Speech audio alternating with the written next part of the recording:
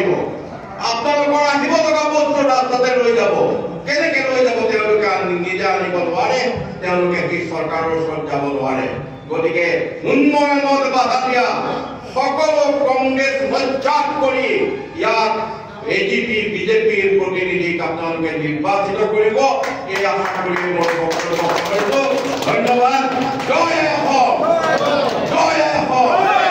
ভাৰত মাতা কি জয় জয় অসম জয় অসম যে দিল্লীত এটা চৰকাৰ আছে এনডিএ চৰকাৰ দিছপুৰত এটা চৰকাৰ আছে ডক্টৰ হিমন্ত বিশ্ব শৰ্মা ডাঙৰীয়াৰ বিজেপি নেতৃত্বাধীন এনডিএ চৰকাৰ দুটা চৰকাৰ দুঠাইত আছে এই শ্ৰীভূমিত যিটো চৰকাৰ হ'ব এই চৰকাৰটো এতিয়া যদি বেলেগ চৰকাৰ হয় তেতিয়াহ'লে ইয়াত ৰাইজৰ কাম নহ'ব আমি এইকাৰণে একলগ হৈছো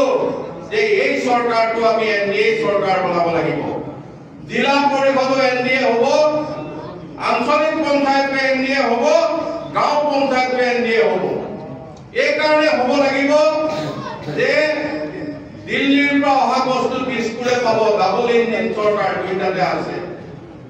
৩ নম্বৰ ইঞ্জিনটো যদি চৰকাৰৰ লগত নালাগে চৰকাৰৰ লগত লাগি নাযায় তেতিয়াহ'লে ৩ নম্বৰত যিটো চৰকাৰ থাকিব এই চৰকাৰটোৰ কামত নাহিব এই চৰকাৰটোৰ কোনো কামত নাহে কাৰণ ইয়াত যদি কংগ্ৰেছ জিকে ইয়াত যদি কোনোবা নিৰ্দলীয় জিকে তেতিয়াহ'লে কংগ্ৰেছ আৰু নিৰ্দলীয়ই এই ৰাজ্যৰ উন্নয়ন কৰিব নোৱাৰে এইটো খাটান 100% খাটান নোৱাৰে আপোনাৰ ঘৰৰ কাম কোনে কৰিব ৰেচন কাৰ্ডৰ কাম কোনে কৰিব অৰুণোদয় কাম কোনে কৰিব নিযুত মইনাৰ কাম কোনে কৰিব মহিলা উদ্যমিতাৰ কাম কোনে কৰিব মুখ্যমন্ত্ৰীৰ সিএম ত্ৰিপুলেৰ কাম কোনে কৰিব ইন্টাৰভিউ হৈ আছে এইবিলাকৰ কোনে কৰিব এইবিলাক কাম কৰিব আমাৰ এই ৩ নম্বৰ চৰকাৰে ৩ নম্বৰ